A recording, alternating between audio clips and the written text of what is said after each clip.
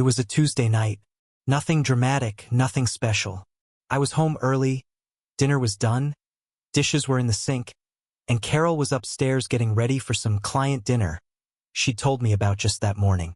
She was in her closet, half-dressed, talking to herself as she pulled clothes from hangers and tossed half of them onto the bed. "I seriously hate this part," she called out. "Why do all my work clothes either wrinkle or scream, 1995 public access news anchor?" I chuckled from the hallway.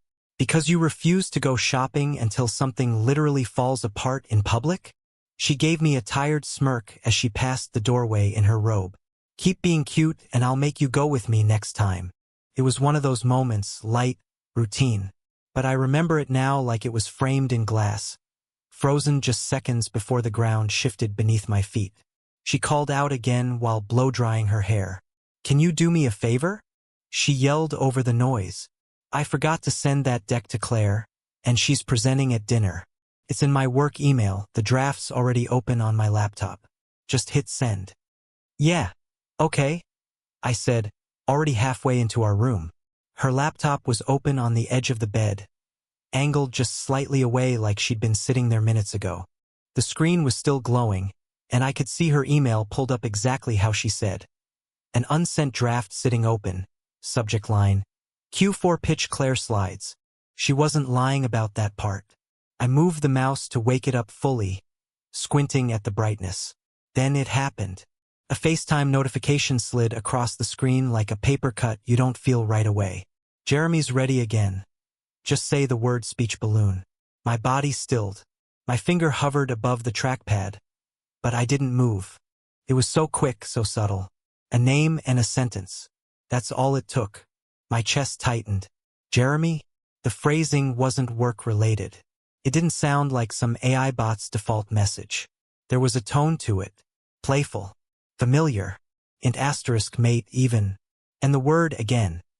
That's what stuck in my head. Again meant repetition. Frequency. Habit. The screen dimmed slightly. The notification vanished. And just like that, it was gone. As if it never happened. But I saw it. Every word. Every letter. I stared at the empty draft again. I could still feel the weight of that message sitting in my chest like a stone. My hand hovered over the trackpad. I didn't even realize Carol had come back into the room until I felt the air shift. She crossed behind me quickly, still half-wrapped in her robe, and with a smooth flick of her hand, she shut the laptop. "Did you send it?" she asked, not missing a beat. Yeah, just about to." Her hand lingered on the laptop. "Oh, and don't mind that last notification. Our team has this dumb little chatbot we use for internal meetings. Jeremy. Long story. It's kind of an agency joke." I blinked. "That was a bot?" "Yeah."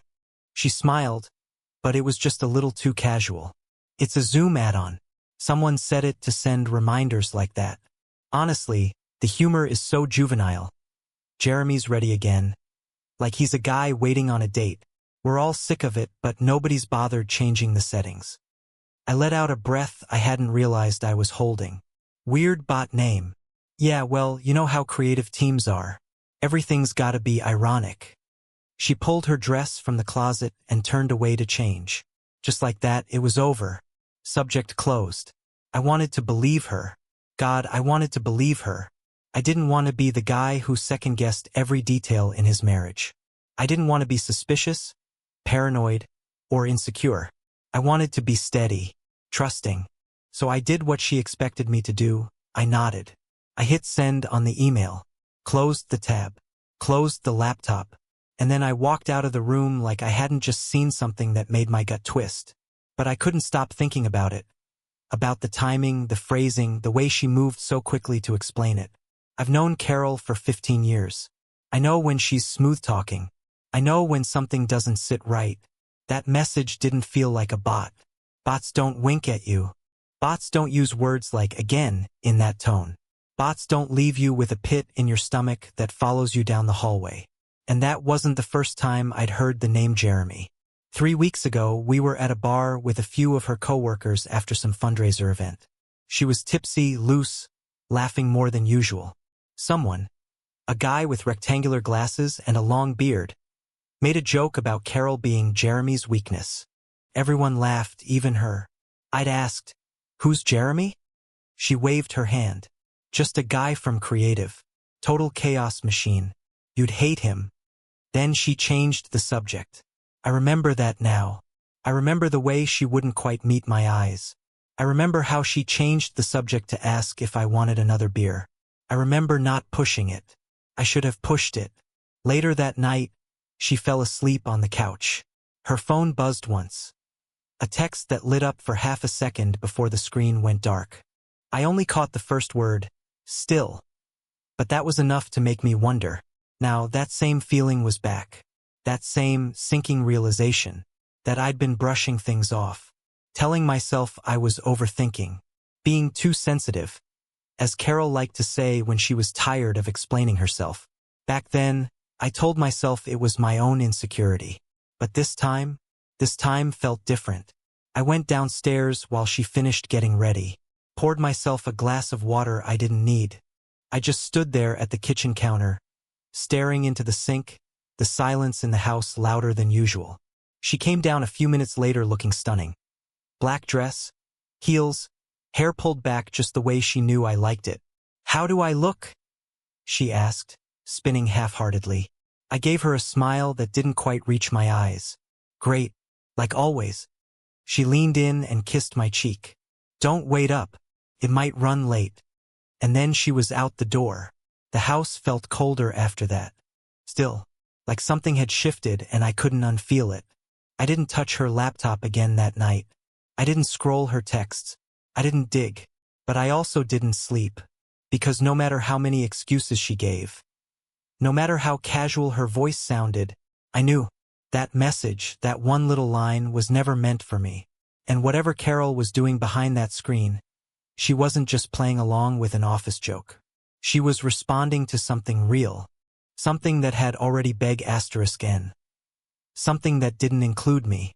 The next morning, the house felt too quiet. Not in a peaceful way, in the way that makes you feel like something's missing, or maybe something's hiding in plain sight. I walked through the motions like I always did. Made coffee, fed the cat, sat at the kitchen table pretending to read the news on my phone. But really, I was staring at the countertop, trying to remember the last time Carol had kissed me without it feeling distracted. It wasn't just the message from the night before. That was just the flashpoint. The kindling had been there for months, maybe longer. I started turning things over in my head, like flipping over rocks in the backyard and realizing just how many spiders you've been living with without noticing. Started with her phone. Carol used to leave it face up everywhere. On the couch cushions, kitchen counter, bathroom sink, didn't matter. She never cared if I glanced at it, never seemed to need a lock screen. Then sometime in May, I remember because we were driving upstate for Memorial Day, she changed her passcode. I only noticed because we'd stopped at a gas station and she asked me to queue up her Spotify playlist while she went inside. I tried unlocking it and got the vibration, wrong code. I paused. She got back in the car. I handed it over and said, "I think you changed your code." She smiled, a weird, polite smile, and said, "Oh yeah, work made us do it. Some new IT policy." And I believed her, because that was the thing. I wanted to believe her. But after that, the phone never left her side. She'd take it into the bathroom, the closet, even the laundry room. If I walked in the room, it flipped over face down without her even looking. And when it buzzed, she didn't read the messages anymore. She just silenced them. Then came the late nights. Client onboarding. That's what she always said. "Q3 is crazy right now." Or, "We're chasing a new beauty brand." Or, "My boss is trying to squeeze 60 hours of work into a 40-hour week." Except, I checked her company's site one night. I was looking at their press releases. And the last client they had officially signed was back in January. It was July. I didn't ask. I just logged off and sat there staring at my monitor, feeling like I had just peeked behind the curtain in Oz and seen the wires and smoke machines. Nothing magical, just tricks. She also stopped making eye contact when she spoke to me. That was subtle, but real. It was in the way she'd answer questions while looking past me. The way she'd nod absent-mindedly while scrolling on her phone. The way I'd ask how her day went and she'd just say, fine, without ever pausing to think. She used to tell me everything, from annoying client requests to bad sushi at lunch. Now I didn't even know what floor she worked on anymore, or if she even went to the office at all. Then there was the trip to her sister's place in Chicago. That used to be our thing. Every summer we'd both go. She and her sister would do their little farmers market runs. I'd watch sports with her brother-in-law. We'd all grill in the backyard. But this year, Carol told me she wanted to go alone. She said she needed space, that she hadn't had solo time with her sister in forever, that they wanted to talk without husbands hovering around. I remember the exact way she said that. Husbands hovering around. I laughed at the time, said, I didn't realize I was a helicopter. She didn't laugh back. She just said, you've just been a little intense lately. It's not bad. I just need a breather. That word hit me hard. Breather. Like I was airless. Like I took something out of her lungs just by existing. That trip was 2 weeks after she changed her phone code. I didn't argue. I didn't want to be that guy. The insecure one who couldn't handle his wife taking a trip alone. I didn't even ask too many questions. But the whole time she was gone, I felt like I was holding my breath, like something inside me was watching the calendar and counting down. She came back with new clothes, a new scarf, and a whole list of funny stories that somehow didn't include her sister at all. And I just nodded, like a fool. Looking back, there were 100 things like that. Tiny cracks I kept filling with duct tape and hope. Like the way she'd recoil slightly when I touched her shoulder in the kitchen. The way she stopped falling asleep next to me on the couch. Said it hurt her neck, started going to bed early. The way she insisted on doing her own laundry. Just easier, she said. You always shrink my blouses.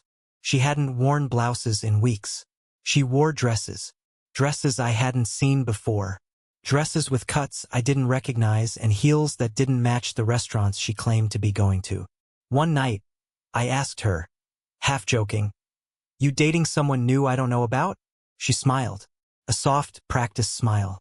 You're being sensitive again, she said. It wasn't the first time she'd said that. You're being sensitive. It was her go-to deflection whenever I asked about something that didn't add up.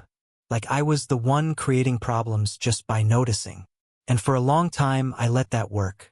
I told myself I was overanalyzing. That I was insecure. That she was just tired. That we were going through a rough patch. That it wasn't her, it was the season, the stress, the job, the city. I kept making excuses for her, and swallowing the ones she fed me. Because I still believed in us. I believed there was something to save. That if I just held steady, just waited long enough, she'd come back to me. Back to the version of her that laughed with her head thrown back. Who left little post-it notes on the fridge. Who used to call me in the middle of the day just to say she missed me. I didn't realize that version of her was already gone. And maybe I'd been gone too in a different way. Maybe we'd both drifted so far we couldn't even see it happening in real time. Like the way tides pull things apart without you noticing, inch by inch.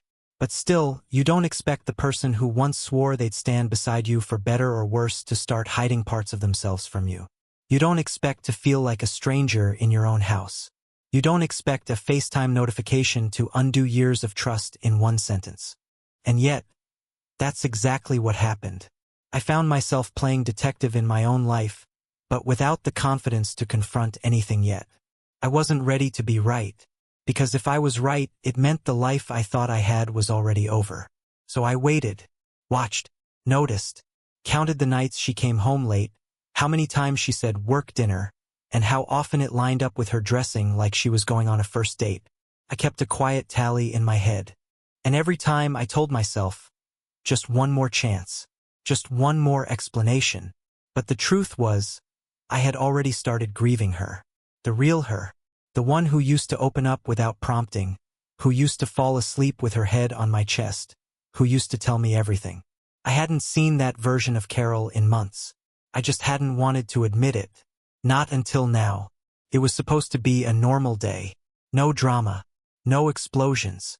Just a coffee meeting with a vendor near Carol's office. I didn't even think about it when I scheduled it. Just picked a place close to her agency because the guy I was meeting worked in the same part of town. It was one of those quiet cafes with wooden tables and exposed brick, where they write your name on a glass instead of a cup and give you sparkling water on the house, like you're somebody important. I showed up 10 minutes early. That's how I am, always early, always prepared. It's one of the things Carol used to tease me about, called me predictable in a good way. I thought that was a compliment back then. I got my coffee, found a spot near the window, and set up my notes. It was drizzling outside. One of those soft, cold rains that settles into your bones if you stand in it too long. I remember watching the water streak down the glass, feeling oddly calm, like I was floating in a bubble. Then I heard her voice. Carol. I didn't recognize it immediately. It wasn't the words that caught me. It was the laugh. Light, real, almost girlish. The kind of laugh I hadn't heard from her in I don't even know how long. I looked up. She was sitting just a few tables over, near the back. Her back was to me, angled slightly sideways, enough that I could see her profile when she turned to laugh again. She hadn't seen me. She didn't even look around the cafe. She was too focused on the people she was with. There were 4 of them total, 2 women, 1 man, and Carol. The man was the first thing I noticed. Well-dressed, confident, laughing too hard at things. I didn't recognize him right away, but something about him felt familiar, like seeing someone from a dream. Then one of the women leaned in, lowered her voice just enough for it to carry across the quiet cafe, and said, "After San Diego, you and Jeremy are just glowing. It's so obvious." My stomach flipped. The blood in my face dropped so fast I felt lightheaded. Carol didn't say a word. She didn't deny it. She didn't laugh it off or change the subject. She just smiled, small, controlled, and took a slow sip from her mug, like everything was normal. Like that sentence didn't just detonate 15 years of marriage in the middle of a rainy Tuesday. I didn't move, didn't breathe. I sat frozen, watching her. This woman I knew down to the scar behind her left ear and the way she always added a splash of oat milk to her coffee. Now suddenly a stranger. I didn't need to hear more. I didn't want to hear more. I didn't need proof, or confrontation, or closure. That one sentence was all it took to bring every loose thread together into one undeniable truth. There was no Zoom bot. There were no work dinners. There were no bad months or rough patches, or you're being too sensitive. There was only Jeremy, and she wasn't even hiding it. Not really. Not with them. Maybe she hadn't expected to be seen in that cafe on that day in that moment. But the truth didn't care. The truth had teeth, and it had finally sunk in. I stood up quietly. My vendor still hadn't arrived. My coffee sat untouched on the table. I walked out the door without looking back. Into the drizzle. Into the noise of the city. I walked 4 blocks before I even realized I'd left my bag under the table. But I didn't turn around. Instead, I walked straight to the train station. Took the first one heading home. The whole ride back, I sat in a daze, staring at my reflection in the window. I looked the same, but I didn't feel like the same man. I felt hollow, but also clear. That was the strange part. There was no yelling, no screaming, no scene. No dramatic betrayal caught on camera. Just one overheard line. One smile. One sip of coffee. And the way she didn't say anything at all because she didn't need to. I got home before she did. The house was quiet. Still smelled like the candle she had lit the night before. Sandalwood and something floral. I stood in the living room, staring at the bookshelf like it was holding answers. Then I walked into our bedroom, pulled out a duffel bag from the closet, and started packing. Not with rage. Not with panic. Just quiet certainty. I didn't want to fight. I didn't want to stay long enough to give her a script to read from. I didn't want to hear the lies I already knew were coming. So I packed what I needed: clothes, charger, laptop, watch. Left my wedding ring in the drawer, next to the box where she kept her earrings. I thought about leaving a note. I even picked up a pen. But then I realized she wouldn't read it. Not really. She'd interpret it, twist it, find a way to make it about her. So I left nothing. Just silence. I locked the door behind me and drove to a coworker's place. Nate, the kind of guy who didn't ask a lot of questions unless you wanted him to. He let me crash on his couch without pressing for details. Just handed me a beer and said, "You good?" I nodded. I wasn't, but I was done pretending. The next morning I called the locksmith, changed the locks on the house, had them rekey the front and back, made sure she wouldn't be able to just waltz in and pretend nothing had changed. I didn't leave a spare key for her. I didn't tell her I'd done it. Her first clue would be when her key didn't work. I imagined that moment, her standing there, confused, maybe angry, maybe embarrassed. And for the first time in a long time, I didn't feel guilt. I felt free. Not happy, not healed, just free. Later that day, I went back to the cafe, retrieved my bag, nodded politely at the barista who had stashed it behind the counter. I didn't ask if they'd seen anything. I didn't care anymore. I wasn't chasing an explanation. She'd made her choice. Openly, quietly, in public, without shame. I was just finally listening. That night, I didn't text her, didn't call, didn't tell her where I was. I sat on Nate's balcony, cold beer in hand, city lights buzzing in the distance, and thought about everything that had led to that moment. Every red flag I'd ignored, every answer that hadn't felt quite right, every part of me that had wanted to believe she wouldn't do something like this. I wasn't angry yet. That would come later. Right now, I was just numb. But beneath the numbness was a flicker of something else. Resolve. This wasn't going to break me. It was going to wake me. I had spent so long trying to keep everything glued together, even when the cracks had started to bleed. But now I was done patching holes in something that was already sinking. She could keep her secrets. She could keep Jeremy. She could keep the version of herself that smiled like nothing was wrong. I was no longer in that picture, and I wasn't coming back. The first message came less than 2 hours after her key stopped working. It was short, not angry, just confused. "Hey, key's acting weird. Did we change the locks?" I didn't answer. I read it, locked my phone, and set it face down on the nightstand. I was staying in Nate's spare room by then. He'd kicked his weights and guitar stands to the side and tossed some extra bedding on the mattress. I hadn't told him much, and he hadn't asked. Just said, "Stay as long as you need," and meant it. My phone buzzed again 20 minutes later. "Are you home?" "I'm outside." Still, I said nothing. I stared at the screen like it belonged to someone else's life. Like maybe the name Carol was just a random contact from a dream I didn't want to go back to. Then came a knock. Not at Nate's door, but metaphorically. A knock in my chest. Guilt. It showed up like it always does, dressed like obligation. "You should explain. Be civil. Don't just disappear." But that voice was the same one that convinced me to stay when I knew I shouldn't. The same one that told me to ignore the phone flipped face down. The late nights. The disconnection. The Zoom bot. So I silenced it. And Carol? She kept trying. By morning, the tone had changed. "I don't know what's going on, but this is childish. If something's wrong, talk to me like an adult. You're blowing this way out of proportion." I didn't respond. Not because I didn't have anything to say, but because silence was the only language I hadn't tried. And maybe, just maybe, it was the only one she couldn't talk over. By day 3, the script flipped again. "I'm making dinner. Want me to drop some off? I got that wine you like. We should talk. I miss you." I read each one like a stranger, because that's what she was now. A stranger with my number. That night she sent a picture. Just a wine glass on the counter. Candlelight. The caption underneath read, "Finally, a night for myself." Like she was trying to win a breakup that hadn't been announced yet. Like it was a flex. "Look how fine I am without you." But it didn't land. In fact, it felt so rehearsed it made me laugh under my breath. That used to get to me. Her passive little digs. Her way of we*p*nizing calm. But not anymore. I was done reacting on her terms.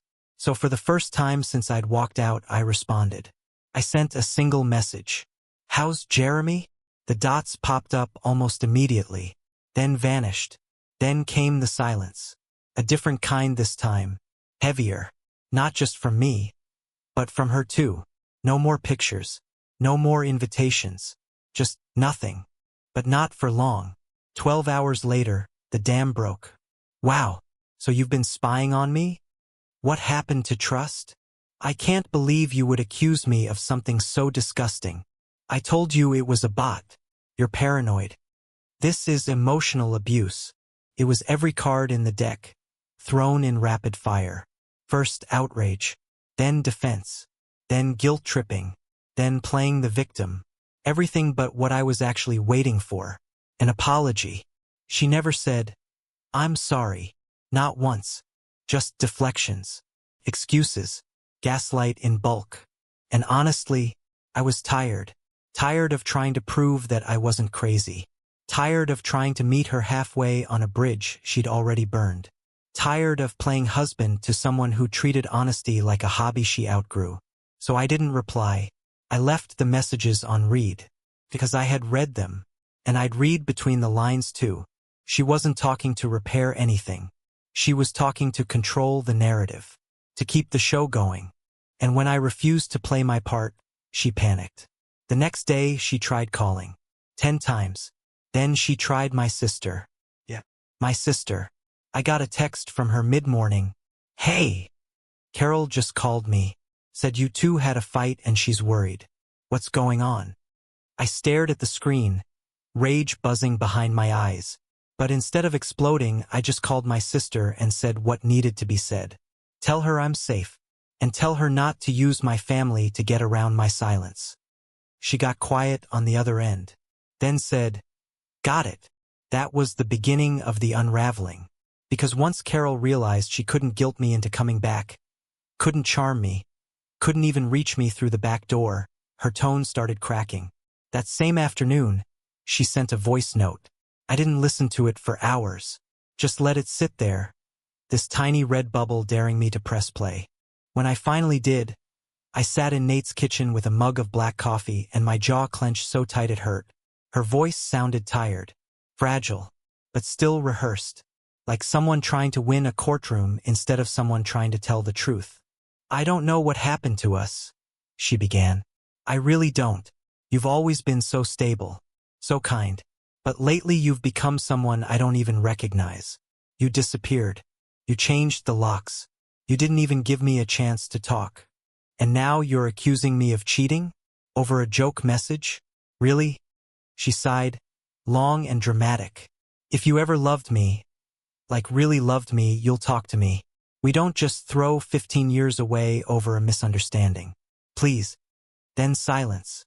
Cut off at just under a minute. I played it once. That was enough. It wasn't a confession. It wasn't a real reflection. It was a performance. And I'd seen this show before. The next few days were a strange kind of quiet. Like the eye of a storm. She stopped messaging. I stopped checking. Nate started inviting me out more bar nights, game nights, anything to get me out of my head. And I went. Because the silence was easier to sit in when someone else was filling the space. I started running again. Sleeping more. Eating better. The fog started to lift. Just enough to see clearly. And when I looked back through it, I realized something brutal. I hadn't been happy in a long time. Even before the messages. Even before Jeremy. Even before the lies started taking up more space in our house than we did. I had been surviving. Treading water in a marriage that hadn't loved me back in years. But I held on. Because I thought that's what love meant. Staying. Even when it hurt. Even when it was lonely. Even when she stopped seeing me. But now I understood something else. Sometimes love isn't staying. Sometimes it's walking away without slamming the door. Sometimes it's choosing silence over shouting. Distance over desperation. Sometimes love is saying, "No more. No more pretending. No more playing the calm, reasonable one while the other person burns the script and sets the stage on fire. No more explaining basic decency to someone who lost the ability to say sorry." Carol had tried to keep the illusion going. Keep the lights on. Keep the audience clapping. But the stage was empty now. And I was done acting. It didn't happen all at once. For a while, Carol still kept up appearances. Posting stories like nothing had changed, latte art, her K*ler heels. A group sh*t at a rooftop bar with the caption, "Work hard, slay harder." Like she was still starring in the same carefully curated version of her life.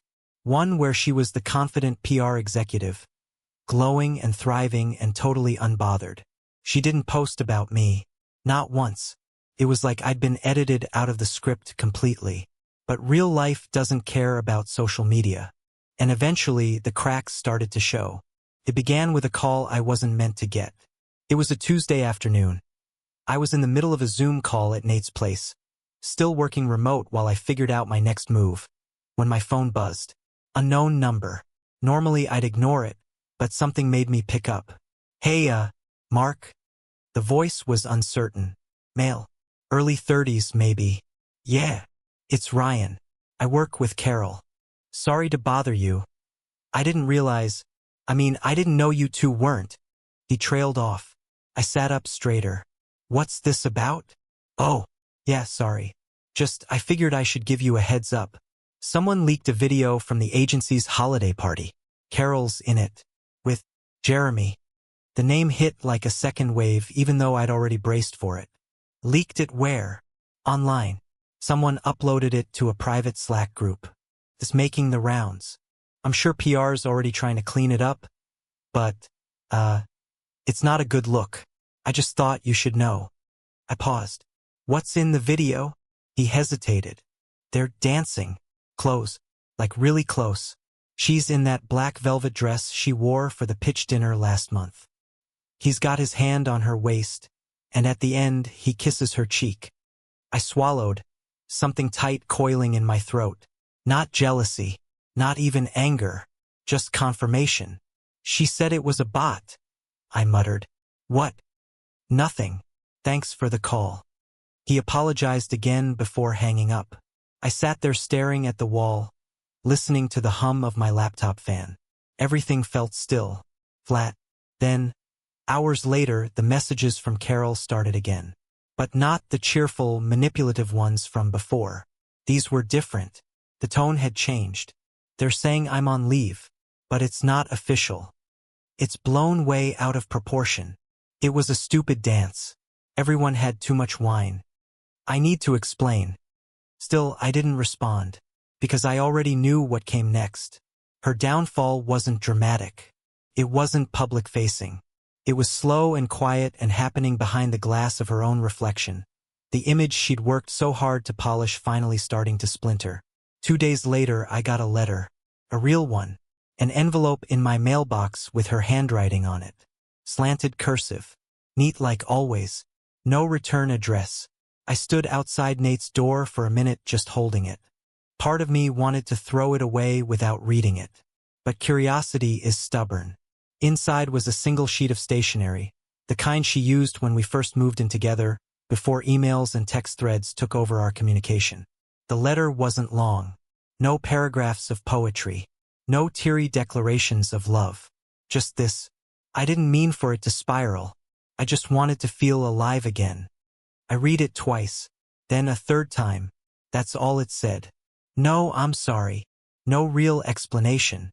Just one sentence that was somehow both brutally honest and completely inadequate. I tore it in half. Not out of anger, but because I had nothing left to do with it. I didn't need more words. I needed space. I needed air. She had taken enough of both. The silence between us stretched out like an unspoken agreement. She stopped messaging. Stopped calling. She knew. I think something in her finally clicked. I wasn't waiting in the wings anymore. I wasn't frozen in heartbreak, hoping she'd come clean. I had stepped off the stage. And once the spotlight was gone, she had to face the audience alone. From mutual friends, I started hearing fragments of what was happening. Jeremy ghosted her. Apparently, once the video got out, he panicked. She had told him things, that I was controlling, that we were separated, that he wasn't the other guy. When it all blew up and people realized she was still married, still living in our house up until recently, he bailed. Not a conversation. Just gone. No more ready again messages. No more rooftop selfies. No more candlelit nights for Instagram. She had bet everything on an affair that wasn't built for the daylight. And now she was left with the silence I had been living in for months. I didn't gloat, didn't celebrate her fall. But I didn't feel bad either. Because for the first time in a long time, I wasn't the one unraveling. I was rebuilding, brick by brick. Nate and I found a bigger place. A rental, temporary.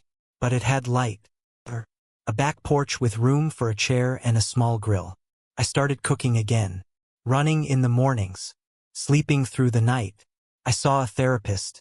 She didn't push me to forgive. She just asked the right questions. I answered most of them honestly. But when she asked if I still loved Carol, I didn't know what to say, because the truth was complicated. I loved the idea of her. The version of her I held on to long after she stopped being real. The woman who used to dance barefoot in our kitchen. Who used to say home like it meant me. But that woman was gone. And what was left? Just a person who couldn't tell the truth. Not even to herself. One day, I got a message from someone in Carol's office. A woman I barely knew. She sent me a **T. It was from their group chat. Someone had shared a photo of Carol sitting alone at a restaurant. The caption read, "When Jeremy says he's running late and never shows." She was in a red dress, alone at a table for two, staring down at a glass of wine. The same kind she used to pour for me after long days. I looked at the photo for a long time. Not because it hurt, but because it didn't. It didn't make me angry. Didn't make me sad. It just made me feel done. Like watching the closing credits of a show you'd once loved. A show that had gone on too long, lost its spark, become a parody of itself. And all you could do now was turn it off and move on. That was the moment I realized. She had been performing, and I had been her audience. But not anymore. The show was over. And I was no longer in the cast. Carol didn't stop.